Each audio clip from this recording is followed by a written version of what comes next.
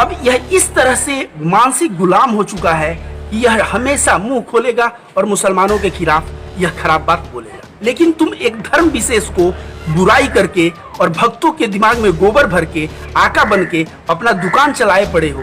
यह दुकान तुम्हारी ज्यादा दिन नहीं चलेगी और इस दुकान को मैं बंद करूंगा। मैं आंख खोलूंगा कि सही मायने में हिंदू धर्म क्या कहता है और इस्लाम क्या कहता है। वो कभी नहीं कहते कि एक धर्म का कल्याण हो और बाकी को मारो काटो, मक्कार कहो, धोखेबाज कहो, भले वो अब्दुल कलाम क्यों ना हो। तुम जैसे धोखेबाज मक्कार लोग जो महात्मा गांधी को गाली देते हो और नाथूराम गोडसे की पूजा करते हो, ऐसे मक्कार लोग हमारे जैसे लोगों को हिंदू और सनातन धर्म सिखाने चले हो रहा है। यह बंदा आज या नहीं तो कल ऐसे ही नफरत फैलाने का कार्य करता रहा तो डेफिनेटली देश में दंगा कराएगा।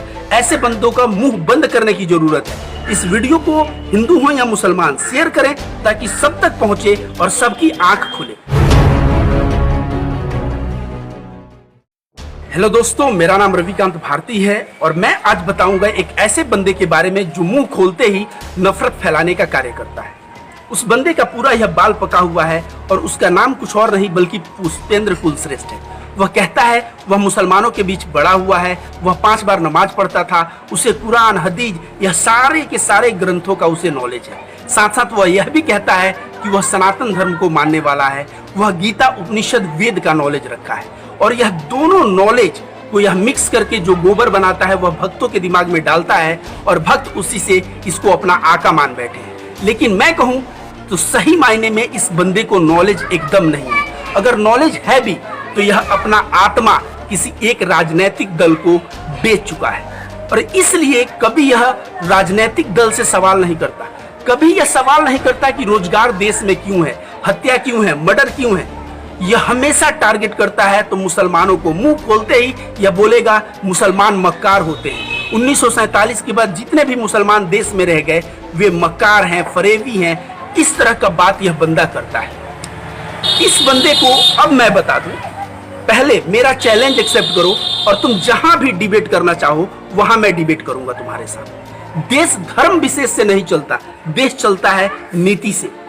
यह सरकार की नीति की कमजोरी है जिसकी वजह से शिक्षा में कमी है, बेरोजगारी की समस्या है, यह सारी समस्या है।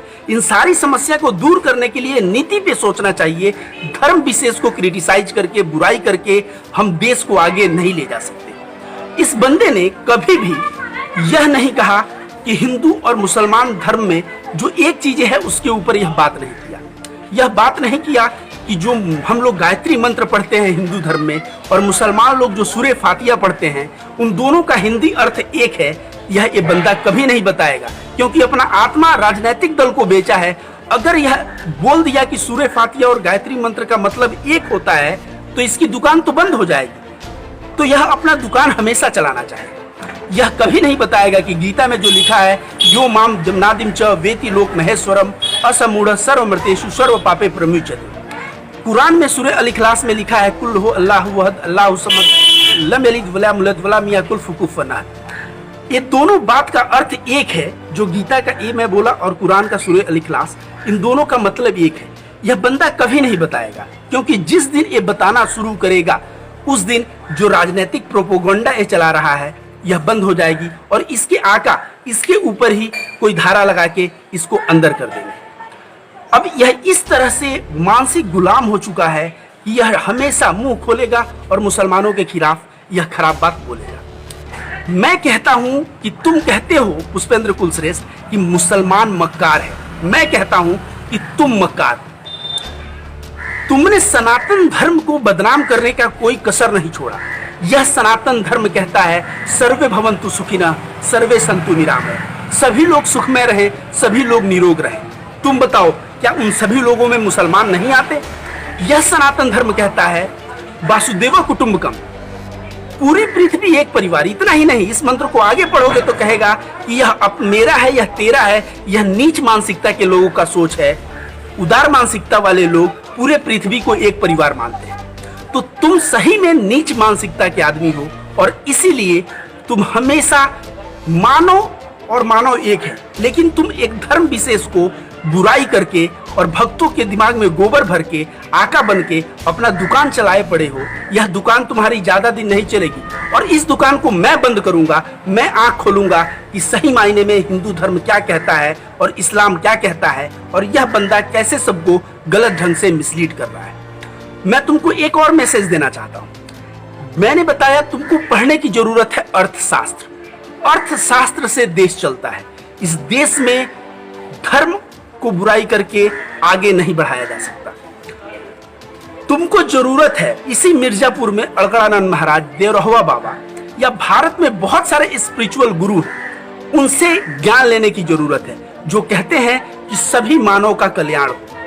वो कभी नहीं कहते कि एक धर्म का कल्याण हो और बाकी को मारो काटो, मक्कार कहो, धोखेबाज कहो, भले वो अब्दुल कलाम क्यों ना हो। तुम जैसे धोखेबाज मक्कार लोग जो महात्मा गांधी को गाली देते हो और नाथूराम गोडसे की पूजा करते हो, ऐसे मक्कार लोग हमारे जैसे लोगों को हिंदू और सनातन धर्म सिखाने चले हो।